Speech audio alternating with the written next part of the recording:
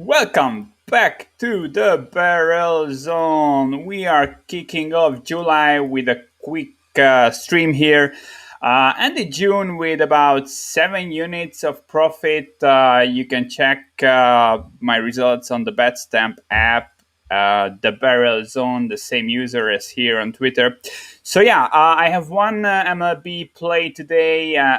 Another lean that I haven't pulled the trigger on yet, but I'm looking to. And I also want to talk about the Hawks Bucks game a bit. So I will take up about 10 minutes of your time.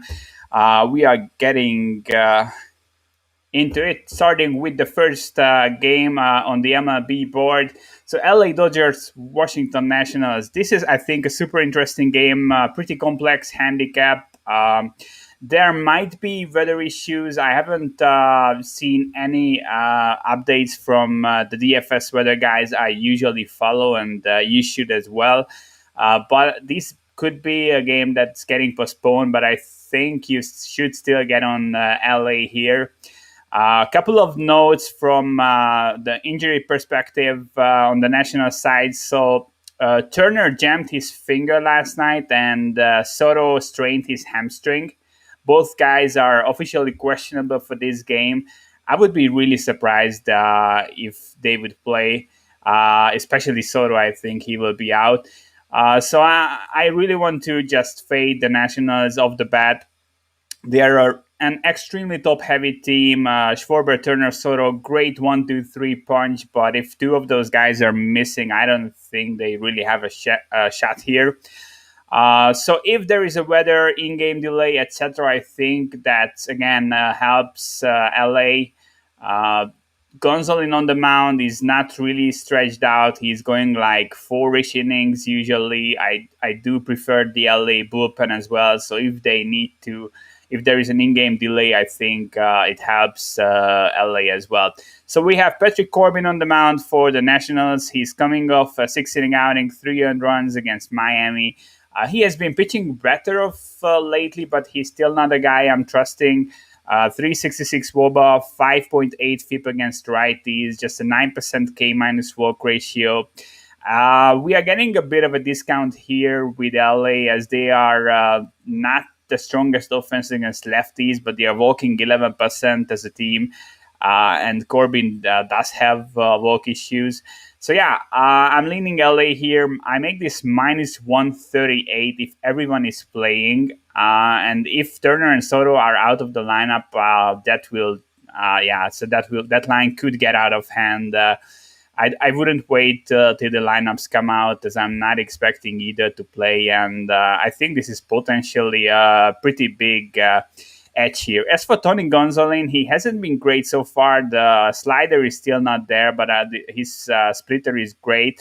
12% swinging strike rate so far this season, 30% K rate. He only gives up 16% hard contact, although the sample size is not too big because he only pitched 13 innings so far. He leans towards the fly ball side, 55% fly ball rate, but not too many line drives, only a 20% line drive rate. So yeah, I think Gonzalez is a talented dude. They will figure it out. And as I said, with the questions about the weather, the Nationals lineup in general, I think LA is a great bet. If you can grab something around minus 135, what you can see on Pinnacle Bet Online, I think that's a good one. All right, let's look at the second game I want to talk about. I haven't played anything here yet, but I'm looking to back Minnesota.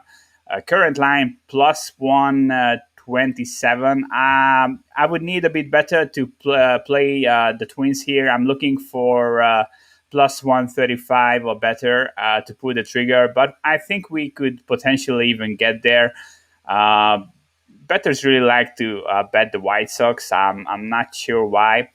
White Sox pretty big regression candidate on the offensive end. Their ex-VOBA is around the same as their team VOBA. They are about 10 runs worse in base runs than what their actual run differential is. The Twins, on the other side, are underperforming their base runs by 25-ish runs. They are second in xwOBA in the league behind the Astros, and they are the third largest xwOBA underperformer. Twins against lefties, 108 WRC plus, 194 ISO. Carlos Rodon coming off a pretty bad outing, only went 5 innings, gave up 3 earned. His swinging strike rate was the lowest in the entire season, 9.6%. He's averaging above 15%, so sub 10% is pretty bad for him. And in the start before, he had the 12% swinging strike rate. So yeah, his two worst starts from that perspective back to back. Velocity was also down across the board. Like he lost like one tick on all of his pitches. Interestingly, the spin rates were not down.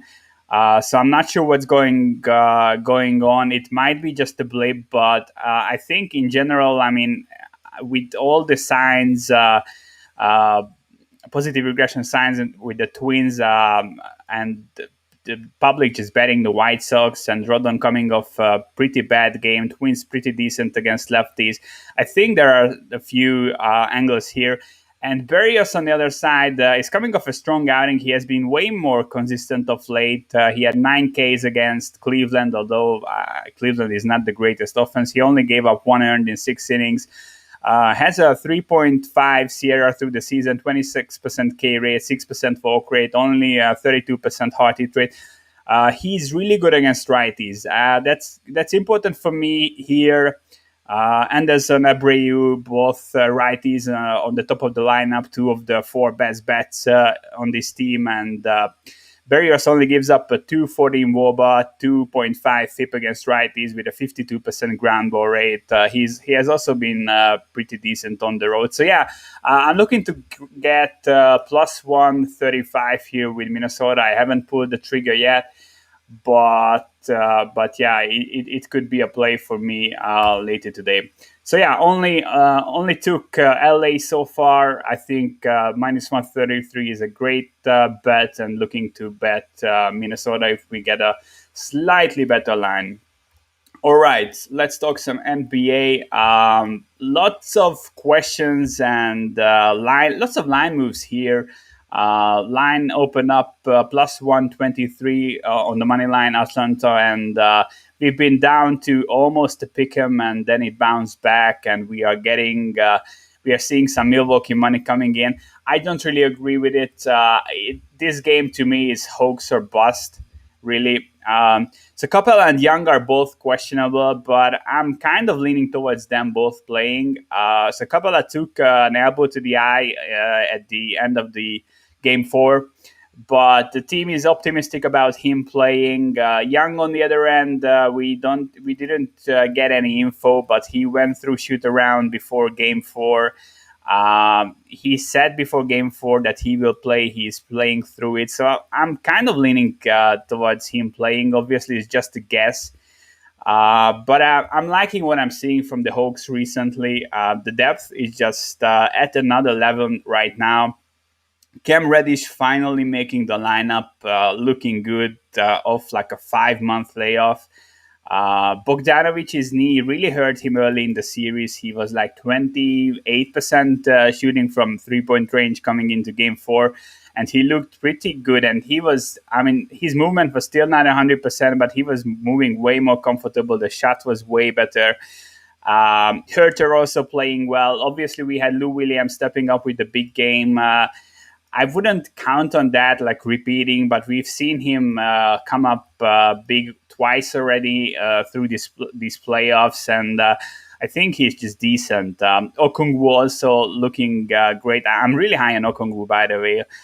He's a bit of a young Bam Adebayo. We will see how he turns out. So yeah, I kind of like the depth of the Hawks right now. And while Holiday and Middleton are amazing for the Bucks, now they probably move Portis to the starting lineup. That would be my guess. We will see. The lack of scoring on the bench, I think, is pretty bad, and it could be a difference here. Forbes, Petty C, Teague is just terrible. I don't really know where the scoring will come from. And even if Young is out, obviously, I mean, I wouldn't take the plus 116 if Young would be announced that, but I think we have a pretty decent shot at him playing. I just like the depth overall, and it's hard for me not to think that the Bucks could let this go. I mean, they know that they don't have a shot in the finals without Giannis, and I don't think he will come back. So yeah, just lots of different angles make me want to take the Hawks. I haven't played it yet, but if the line is getting better on them, I might go in before the shoot around, as I think we will end up seeing both Capella and Young playing. I might be off on this, but yeah, I wouldn't take the Bucks here. All right, thanks for tuning in. We got it done in like 12 minutes. I will be back tomorrow. If you want to tear my plays, you can go to patreon.com/the Barrel Zone and join the Discord channel. Good luck with your wagers, and I will see you guys tomorrow morning.